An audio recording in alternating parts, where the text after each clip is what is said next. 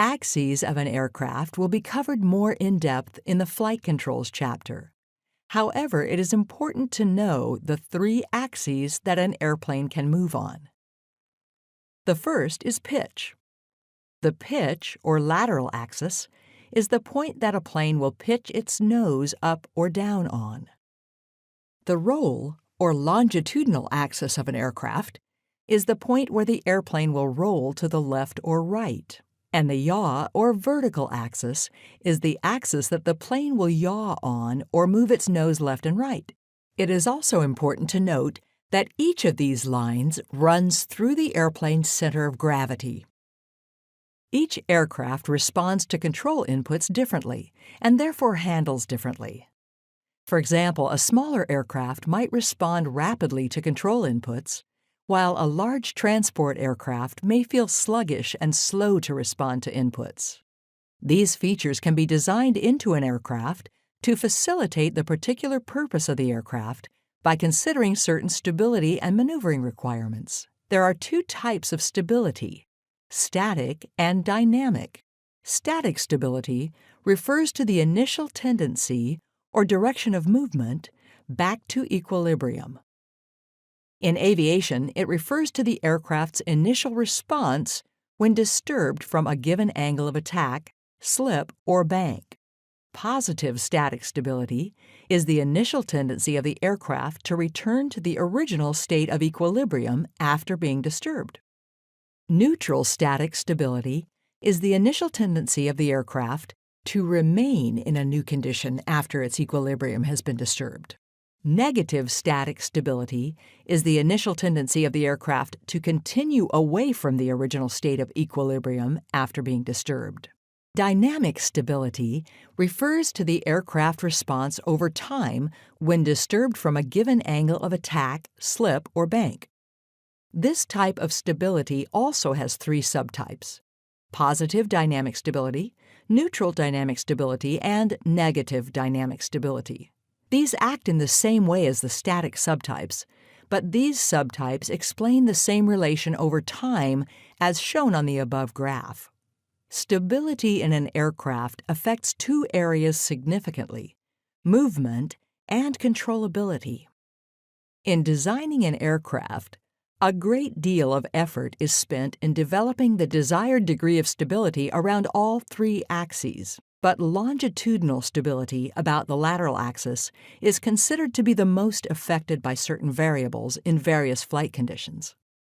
Longitudinal stability is the quality that makes an aircraft stable about its lateral axis. An aircraft with an unstable longitudinal axis will have a tendency to dive or climb and can become unsafe to fly. Static longitudinal stability or instability in an aircraft is dependent upon 3 factors: location of the wing with respect to the center of gravity, location of the horizontal tail surfaces with respect to the center of gravity, and the area or size of the tail surfaces. The above picture shows these forces balanced in flight. The center of lift in most asymmetrical airfoils has a tendency to change its fore and aft positions with a change in the angle of attack. The change in lift tends to move forward with an increase in angle of attack and to move aft with a decrease in angle of attack. This means that when the angle of attack of an airfoil is increased, the center of lift, by moving forward, tends to lift the leading edge of the wing still more. This tendency gives the wing an inherent quality of instability. Most aircraft are designed with a nose heavy or a center of gravity that is in front of the center of lift. Even when the horizontal stabilizer is level during flight, downwash from the wings pushes the horizontal stabilizer down. Generally, the manufacturer of the aircraft will give the horizontal stabilizer an angle that will provide the most stability during flight at a given speed and power setting, as shown above. For a nose-heavy plane, when the airspeed is slow and there is less downwash on the tail, the nose will pitch over more aggressively. Thrust can also affect the longitudinal stability of an aircraft. Reduced power causes less downwash, and causes the nose of a nose-heavy airplane to naturally pitch down, which is a desirable characteristic in an aircraft in order to make stall recovery easier. Stability about the aircraft's longitudinal axis, which extends from the nose of the aircraft to its tail, is called lateral stability. There are 4 main design factors that make an aircraft laterally stable: dihedral, sweep back, keel effect, and weight distribution. A dihedral design is when the wings are connected to the fuselage a few degrees higher than from being perpendicular. Therefore, when the aircraft is viewed straight on, the wings point slightly upward like a V. The angle of attack stays high if one wing is lowered and will attempt to lift back to its stable position.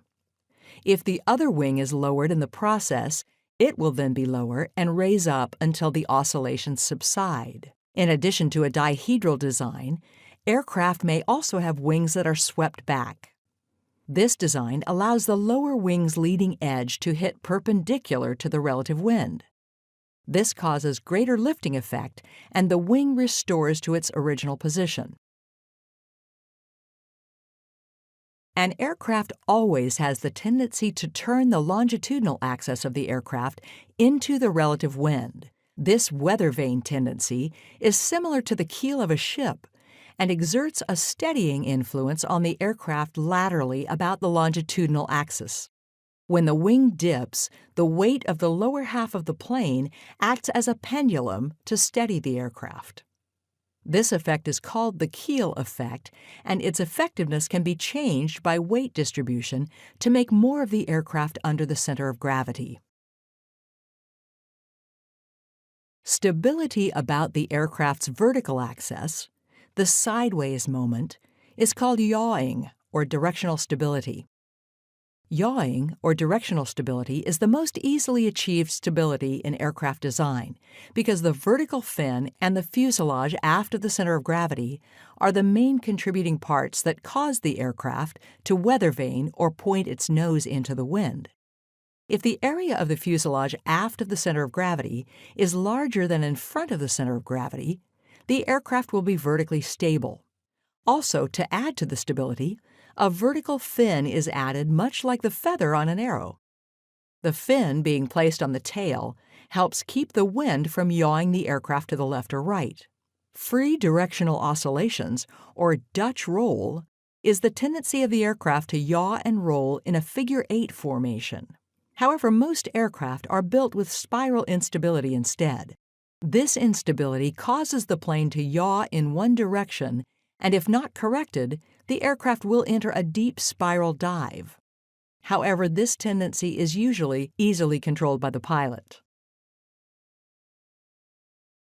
An aircraft is not turned like a car or a boat.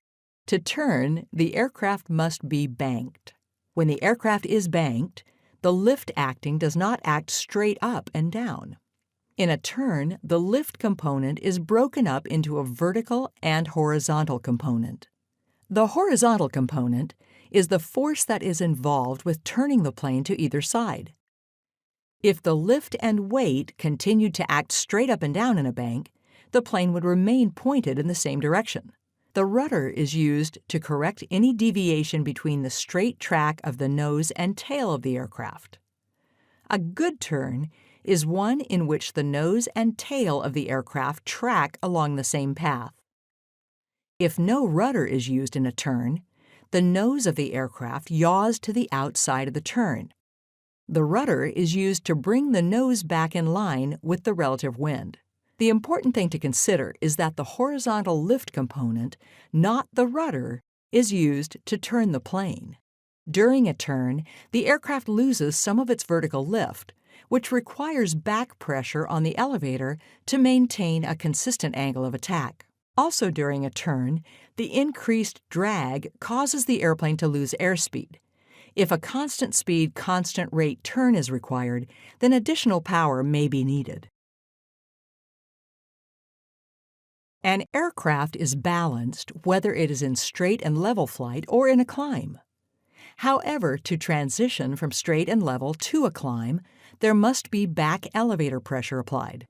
When this happens, the wings have an increased angle of attack and momentarily generate more lift. If no power was added for the climb, the airspeed would gradually diminish because the thrust required for a climb is greater than the thrust required for level flight. An aircraft is able to climb at a certain airspeed only because of excess thrust. When this thrust is gone, the aircraft will no longer be able to climb and will start to lose airspeed. This same principle is applicable to descents. During a descent, elevator pressure is applied forward, which causes the wings to momentarily have less lift. This causes the nose to drop, and the airplane will start to descend. This time, the power must be reduced to maintain a constant airspeed. When an aircraft rapidly loses lift on its wings, a stall occurs because the critical angle of attack for the airfoil has been reached. Stalls are one of the most misunderstood areas of aerodynamics because pilots often believe an airfoil stops producing lift when it stalls. In a stall, the wing does not totally stop producing lift. Rather, it cannot generate adequate lift to sustain level flight. Most aircraft are designed to stall from the wing root out to the wing tip. This provides the ailerons to have some authority during a stall.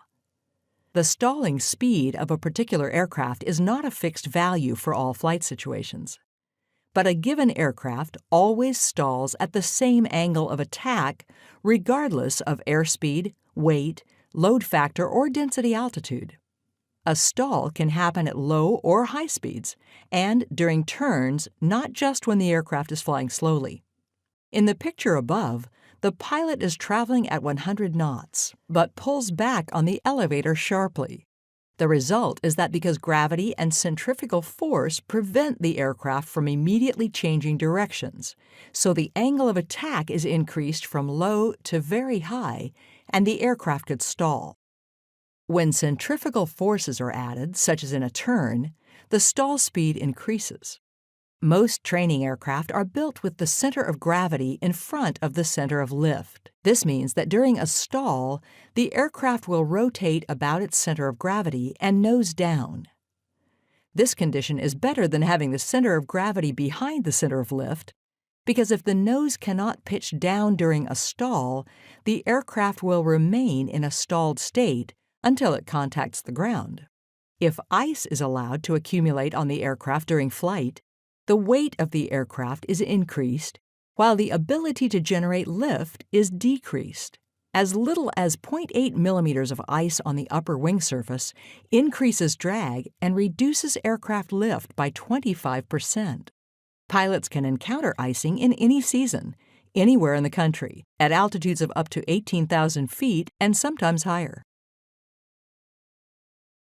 The aircraft propeller consists of two or more blades and a central hub to which the blades are attached. Each blade of an aircraft propeller is essentially a rotating wing.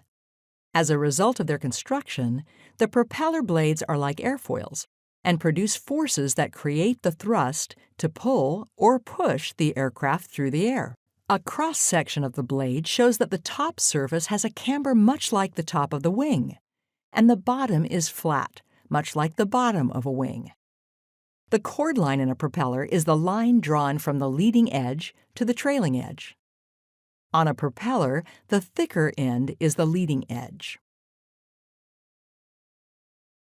As shown above, each section of a propeller blade moves downward and forward.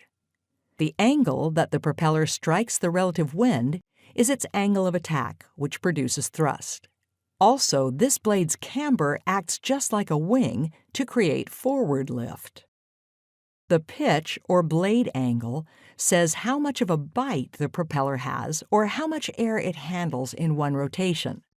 On most smaller aircraft, the pitch or blade angle is set and cannot be changed. But in larger aircraft, the pilot may change this to adjust the load on the propeller and to control engine RPM.